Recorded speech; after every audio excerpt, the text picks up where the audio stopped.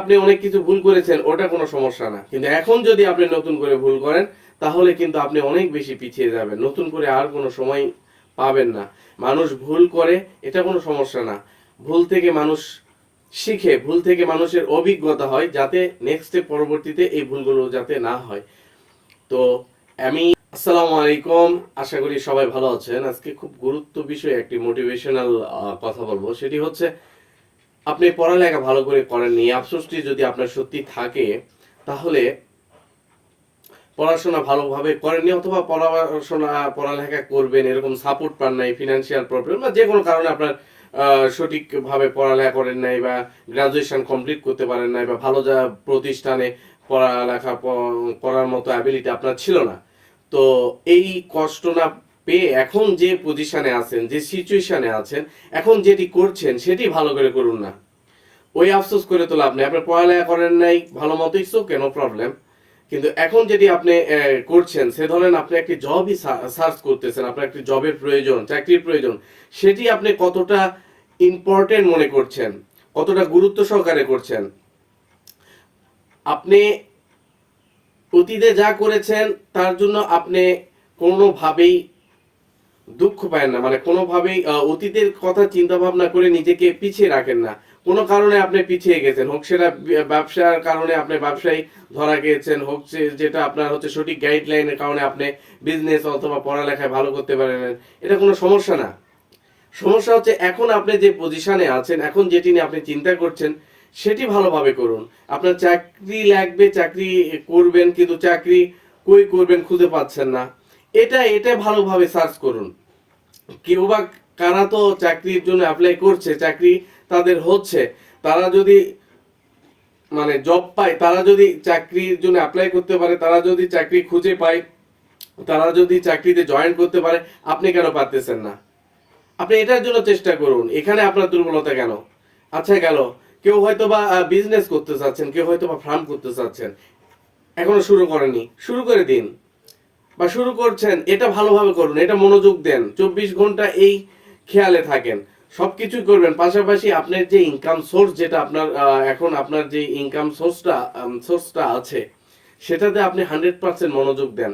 এখানে আপনি ভালোভাবে খেয়াল রাখুন, এখানে আপনি সঠিকভাবে ইউটিলাইজড করুন।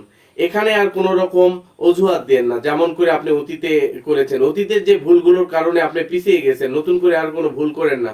অতীতে যে এইটার কারণে আপনি আপনার পড়ালেখা বা আপনার বিজনেস বা যে কোনো কারণে আপনি পিছিয়ে গেছেন, বা যেটা আপনার সেই সময় যদি আপনি সঠিক গাইডলাইন পাইতেন বা সঠিক জ্ঞান যদি আপনার থাকতো, হয়তো বা আরো সুন্দরভাবে বা আরো পরিশ্রম বা আরো অ্যাক্টিভলি করতেন, সেটা এখন আপনি অ্যাক্টিভলি করুন। এখন যেটি আপনি করছেন ওটাতে আপনি সঠিকভাবে সময় দিন, সঠিক ওয়েতে সময় দিন।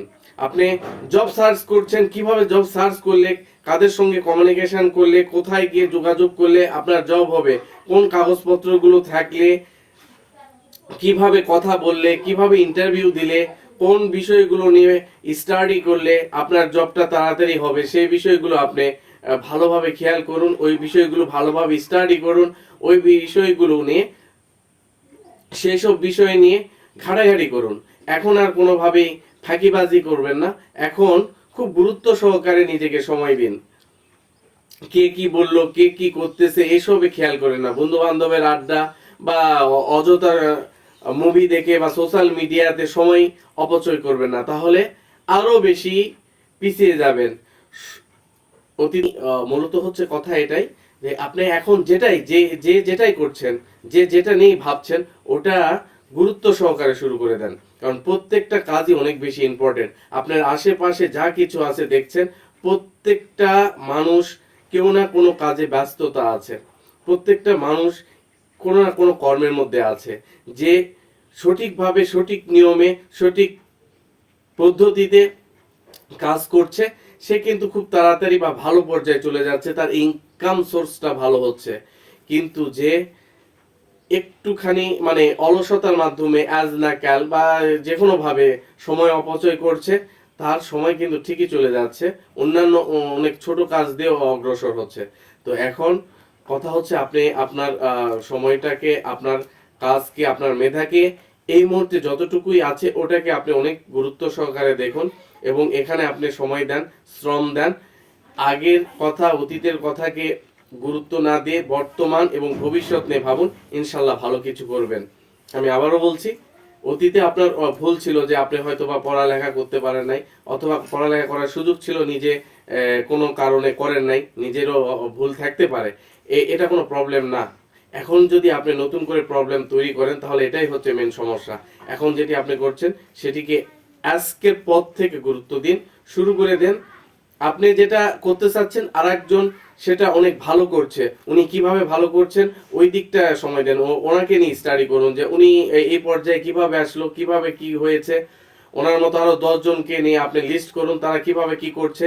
আপনি যে জবে সার্চ করছেন সেই জবটা আরো 100 জন করছে, তারা কিভাবে পাইছে সে চাকরিটা, তারা কিভাবে ইন্টারভিউ দিয়েছে, তারা কিভাবে কমিউনিকেশন করেছে, তাদেরকে নিয়ে স্টাডি করুন, দেখুন আপনার জবও হবে।